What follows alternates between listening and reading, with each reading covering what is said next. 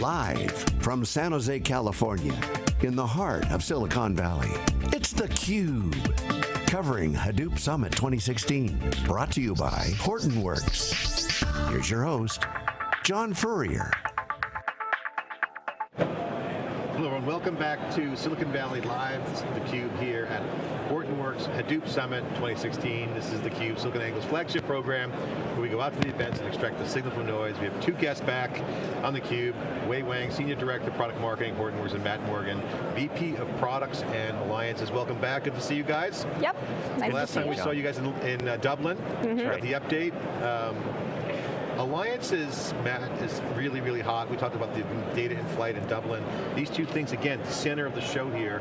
More technology here in this event than some of the stuff we saw in Dublin, a little more solution oriented, but here it's about technology, Silicon Valley. Matt, the cloud and the cloud, hybrid cloud, obviously the center of all the conversations. Can you talk about Hortonworks' position on the cloud, Hadoop in the cloud, how it's being rendered, how these apps being generated? Yeah, I appreciate it, John. So first off, when I look at this event, it's very different than a year ago. The conversations have moved largely to the business layer, where people are having conversations of how modern data apps are fitting in with their overall agenda. Some of the conversations that are on main stage are just blow away, right? You've seen the curing cancer conversation this morning. You saw the conversation about ensuring jet engines remain at full thrust with lower maintenance windows from General Electric. These are all really exciting threads. Going back to your question about the cloud, if I look at the evolution of the data conversation, we started with obviously structured data. We then moved away from databases to, hey, how do I augment that to have all types of data with unstructured, semi-structured? Then we moved to the idea, oh my gosh, we got to have a data lake. And there's been some vendors that have come along and said, hey, the right answer here is some sort of converged infrastructure where you have everything stored in one place. Well, I would argue that the customers have led us away from that thought process. If you look at all of these case studies, they have a very common thread. They are now deploying what we see are these connected data platforms. The idea that data must be local to where it's generated, and the analytics of why it matters is also local to where it's generated. That's a very different conversation. So decentralized? Right? It's decentralized. Think of it as a data plane instead of a data lake. This could be data that's within the firewall in your data center. It's data that sits in the cloud, all of which has related meaning, and getting a complete view of it's very, very important, but you're not going to do that with one single platform. You're going to do that with a connected platform architecture. This idea of a data plane that can sit across all of this, and it's for data in motion, data at rest, data on the wire, all of it and everything in between. Some people are saying the opposite though. I've heard counter argument on that, which is centralize the data and move the management or governance, centralize the governance, the management, and then let the data kind of sit out there. Is that the same thing, or am I mixing up the metaphors there, or the architecture? Okay, so this is a complex conversation. let me try to break it down the way we see it. There is still a need to have centralized management and control of data. That problem hasn't gone away. What has evolved is the idea that everything can go into that central lake without exception. And reality is we now understand that with these modern data apps reaching out to the edge, the bleeding edge, if you will, the need to have cloud connectivity and analyzing the data that comes off those devices is critically important. If we wait for that data to make its way through the cloud, across your VPN, into your data lake before we analyze it, we've already missed the value. So the idea of a connected data platform strategy is to think about different sets of data where it needs to be for the application need at that particular time. And I think that is a very different point of view. So let me give you a couple of examples, right? Let's take connected car. People talk about connected car, it's a common thread. It was Herb that talked about more LTE connections go live on automobiles than net new subscribers on AT&T cell phones. That's a big deal. The reason why that's important... Information from Gartner. Was that Merv that had quoted that? Was it Merv? It could have been Merv. It was Herb who quoted it on main Herb, stage. not Merv. Okay. Okay. So the idea on the connected car, though, is the cars are the ultimate endpoint. They're generating enormous data that is important to the car. So if these cars are self-driving, that data is being interpreted real time of what's going on. At the same time, there's machine learning that is often facilitated close to the car's connection point, which is the cloud, that helps that car understand and cars behind it understand exactly what's coming on an upcoming curve. Inside the firewall, you could have oceans of data representing millions of miles driven that's being analyzed about how we can best equip the next generation cars that are going to come off the line. That's a connected platform strategy. We also laid out on main stage a retail version of that. I've got people walking into my retail stores. They have smartphones. These are connected to iBeacons. We're pushing offers to them. There's data associated with the interaction at the endpoint. There's also real-time computations that happen for the collection of different offers you're going to push that often can be in the cloud. At the same time, before I prepare my next proposals for my next generation of offers, I could have a whole marketing initiative analyzing that data over months and months. This is a huge deal. I mean, this is a huge deal. I want to just kind of lay this out just for the audience out there, because there's so much confusion, because depending on how you're viewing the elephant in the room, which is, pun intended, data-driven applications, you could look at, say, Uber and say, Uber's a app. That's right. This app developers who work on Uber, and they use data, and some will argue they may or may not use Hadoop or whatever. I'm just using that as a random example. They probably do, most likely. But that is a different construct than saying there's an evolution of a data platforms out there, meaning cars have apps in them naturally that are run by machines. Right. That's a game changer. And businesses have processes that are essentially their own little data platforms. So you can almost say that there's an emergence of a new set of data platforms that in and of themselves are enabling apps. That's right. And so the connecting is the key. That's what you're saying. That's absolutely right. So the word connecting is commonly used in this new world of Internet of Things and pervasive computing. Things are connected. They talk to each other. There's no difference whatsoever when it comes to data. So Hortonworks' strategy around connected data platforms is a way of unleashing control to the point where you can build the right data architecture for your specific modern data app. We're going to look at all of those platforms as a data plane. That's very, very different than let's pick one of the previous gen approaches that says, hey, we want to have a converged platform. We want to have everything associated with one single lake, and everything's going to come to that. That is not really feasible with these modern data apps. So would you agree or say, would you agree with me if I said the statement, there are app developers out there that are doing data-driven apps, as well as the emergence of platform developers? Right. Because if you think about it, IoT and these things, they have these architectural decisions, but it's not about architecture. There are people actually building platforms. That's right. So do you think there's an emergence of that category? Yeah, so I think that there is an emergence of that category. I also believe that if you look at what a modern data app has finally shown itself to be, it's like nothing we thought it was going to be. So years ago, people thought that a modern data app would look like your classic SaaS app with forms and analytics, and there are some of those, right? But what we're seeing today is that with modern medicine and precision medicine, connected cars, oil and gas, energy exploration, all the showcase types of apps that are happening in our business track, they're completely different. Some of them have many different user experiences depending who's interfacing it, and they're more of a connected system. So Uber's a good example, but I think they're even bigger than that. So the question I've been getting certainly online, we get a lot of feedback on it, say, hey, where are all the apps? John asked the question, where are all the apps? Is there an app track? So people like to put things in buckets. Right. Thinking of an app developer. There's not so much Hadoop apps per se, in terms of like pointing at things saying, the growth of number of Hadoop apps is X versus the growth of platforms. That's what you're suggesting. Analytics being a platform. That's right. That's not an app per se. So if you think about, let's talk about a modern app, right? A lot of people think that BI is the ultimate modern data app. They think, oh my gosh, here I can get access to my data, I can do my analytics. I would argue that that is a modern data app, but it's only a piece of what these modern data app platforms have become. If you think about going back to the connected car, going back to manufacturing lines of the future or farming of the future, these types of applications are much, much more sophisticated sophisticated, more impactful, and in many cases localized to their business, because people are using them as competitive advantages. Because if let's say I'm in the farming industry, I'm in agriculture, and my job is to move chickens across the table. I want to be able to optimize my yields in ways my competitors are. That's going to be something I'm going to localize. That's not so much an app. That's a process that's being automated. So I'd ask the question, since you're on alliances, and maybe Wang could weigh in on this. You manage the ecosystem.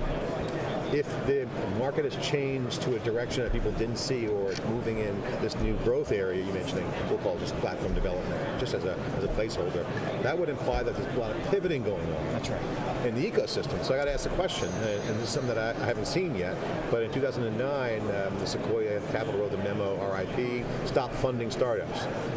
They stopped literally funding. But we haven't seen that here, but there's been some talk about consolidation, which we're seeing some pivoting. They're still funding apps and companies. What is the pivot strategy for the ecosystem and alliances? Are they vectoring into a new capability? What's your thoughts there? How do you, because people are questioning, is there going to be a slowdown? We don't see a slowdown, but at the same time, they're still getting funding. Where's the pivot action going? Okay, so I think it's a segmentation conversation, right? If I had to back up and look at what's happening in our industry, there's a couple of different segments. First off, we announced our cloud strategy. We are now looking aggressively at MSPs to augment that strategy. Obviously, we announced Microsoft as our premier partner, but in addition to that, we have a whole program around MSPs, and that's to serve the infrastructure needs of this connected data platform layer. And many organizations want a localized approach, verticalized approach. We have a whole nother segment of partners that are really designed around building out, we call them platforms, we call them modern data apps, this idea that they're applications that will be built on data in motion, data at rest, in a connected data architecture that generate value. We have a couple of announcements that Way's going to walk through around those applications, but this stuff is early on the curve, right? These are packaged applications. This is a growth. You think it's a growth opportunity? It's an absolute growth opportunity. Wait, give us the update on the announcements of what you guys announced as the HTTP 2.5. Yeah, so other cool things. Give us the update. Certainly there were speed up the pace of we delivering extended services offerings, right? We extended services release strategy. We talk about 2.4 with you at Dublin, and this time we're announcing HTTP 2.5. So point release. It's a point release, but it's quite important. Let me get big point. They say odd numbers are always much better than even numbers, but that's probably true. That's obviously true. So let me give you a couple examples, tie in actually the partners we work here on this for. The first one is dynamic security tags and metadata governance issue. And you can see if you've gone to Andrew On's metadata governance session yesterday, it's full house, standing room only. And we talk about this dynamic security and governance initiative in HTTP 2.5 as a GA functionality. As part of that, there are 3 companies actually are working to integrate their technology to build modern data applications with us, specifically on Apache Atlas. For example, Waterline, Trifacta, that's your BI company there, and also TVO, all integrated their applications on top of our platform specific on governance and metadata. So that's important. The second one, I think that we talk about modern data application. If you have gone to Arun's keynote yesterday, we actually talk about building the next generation modern data applications on top of Yang, and also everything is Dockerized. So Apache Metron as a cybersecurity modern data application or fraud detection, all are built integrated in the house on this platform, converged with the traditional, as you said, DevOps applications in a container. Is there an app to track here? Because I've been looking, I didn't see it, and I was trying to get some questions on Twitter around this. Because everyone wants to know where the apps is where the action is right now. Certainly Docker, Con last week, containers really highlights that the DevOps ethos has won. And application developers in the enterprise, it's just a boom right now. People are really excited, and there's a lot of movement. So how does that relate to your modern apps, and what's the traction point? Yeah, so two comments on that. And one, I think if you look at the people I talked to in this conference, that a lot of the people I have interacted with is not those traditional IT developers anymore. They are actually application developers, right? People will talk to me about a specific use cases. I want to build this kind of thing. Can you tell me how to do it? Rather than I have to go to my IP department and try to build something on top of it. So that's one comment there. We do have application track. We don't label it, but our business track now, if you go to every of those sessions, it's truly they talk about the applications they build on top of it. Right, that's on top of the data platform, not so much Hadoop. On top of primarily Hadoop platform, but also they talk about other platforms to build on, and they use, again, we are GA our notebook on Spark. That's Spark, right? A lot of Spark applications that is highlighted in this conference. So Hadoop is a major element of it. So but Hadoop it's not is a major. Mutually exclusive it's to not, other it's not mutually exclusive. data stores and other things. Not at all. And that's what customers are saying. And also in the cloud, right? Okay, so how about the alliances and partners? What's going on in the ecosystem? What's the exciting big news here this week? So I have mentioned that we're working very aggressively or actively with people like, I think, Trifecta on the floor, Waterline, and also TView. And the other thing, we did announce a resale agreement with AtScale. So we talk about that because our customers, the goal here as a platform vendor is to provide the most choices available to our customers. Our customer wanted certain relationships, certain type of solutions. We announced SingSword, if you remember, and as well as Pivotal. So to round it up, continue down that journey, we're announcing a resale relationship with It's AtScale. interesting. I see what HPE is doing, HPE Enterprise. I was talking to the Pivotal guys yesterday. I really think there's an emerging trend that no one has teased out yet around platform engineering and platform development. I mean, Pivotal calls it data engineering, which is not data scientists. These are engineers building platforms. So you're a platform of platforms. Mm-hmm. Would that be accurate? Could I say that? Absolutely. Platform of platforms. Well, if you look at the category, it has an S on the end, connected data platforms. We look at this data problem as solved by this interconnection, right? And you look at the work we're doing with AtScale. It's a great example of apps that sit on top of these connected data platforms. In that particular case, it's all Hadoop.